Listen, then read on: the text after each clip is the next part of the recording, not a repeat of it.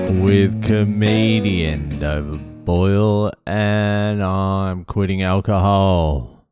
So today is the day I try and get my sleeping back on track. It's absolutely fucked and I'm starting to feel it. I wake up every morning and I check my sleep results, and I have not slept over 6 hours in the last 8 days, and there's a few 4s in there as well. So it's all 5, 5.5. There's a couple of 4.5s. So I'm just running on absolute zero. And I'm going to tell you this right now. I'm not staying up for any reason. I'm just lying there, refusing to go to bed for some reason. I do this potty pretty late. I wait till everyone's asleep, and then I fucking have a little bit of Boyle time. And then I do this, chill out, fucking go to bed, do a bit of reading. And then by the time that's all done, it's fucking like 3 o'clock. Got to get up at like 7. And then I'm just fucked for the rest of the day.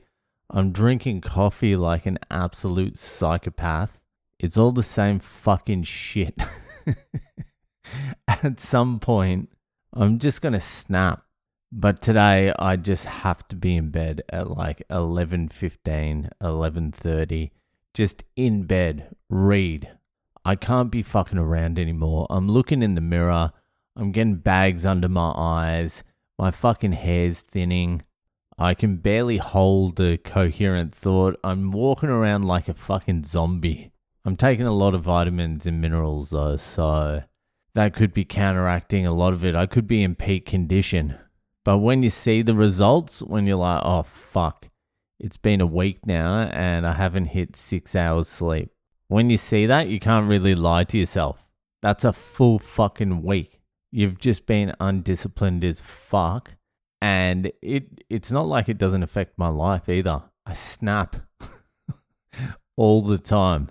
I'm taking such high amounts of coffee just to get through the day, and I'm on no sleep, so I'm just fucking snapping. But today, I snap the streak because I'm getting into fucking bed, and I didn't even have a fucking tea or a coffee to do this pod, so fucking let's get on with it. You know what day it is.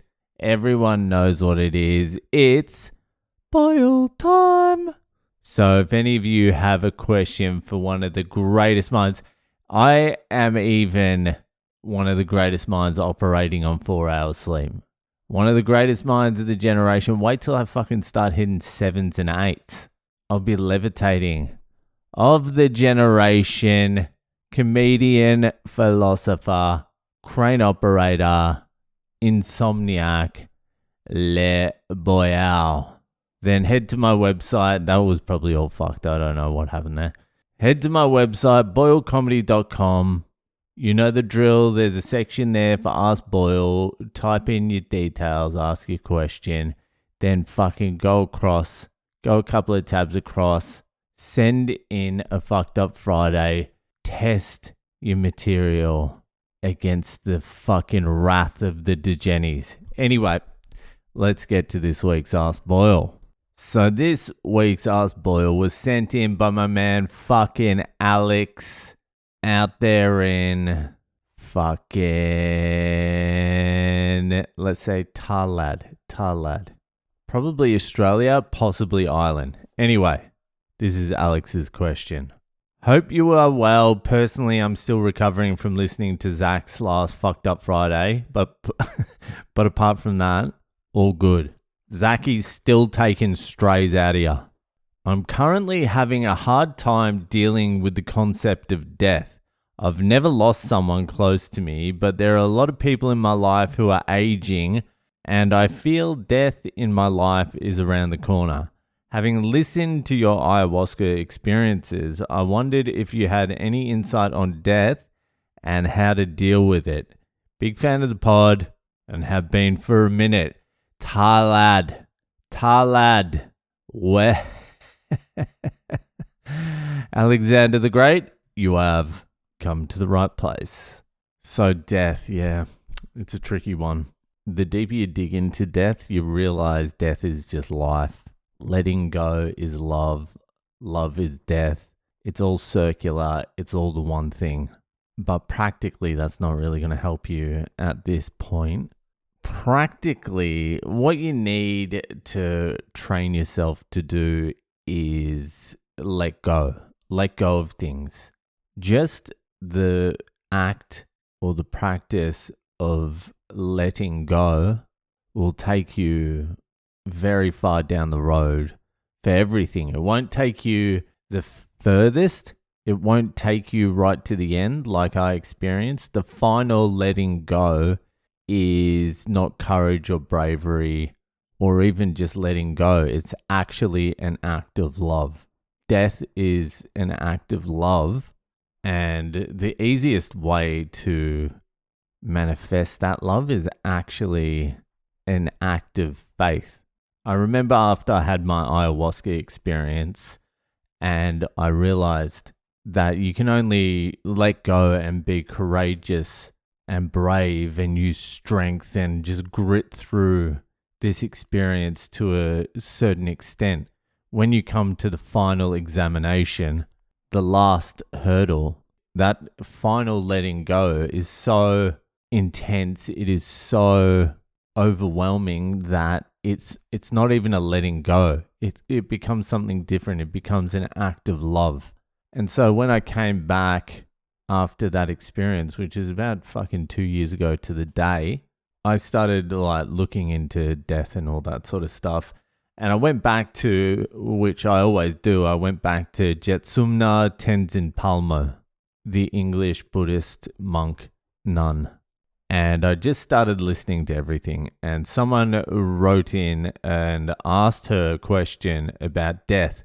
And then she went on to explain pretty much everything I just experienced, except she was like, she recommended that you have, this is going through the dying process. So she's saying like, when you're dying, when the fear is overwhelming, when you're meeting all the gatekeepers and all that of the afterlife, you've got to remember it's all in your mind. So don't let the fear take over.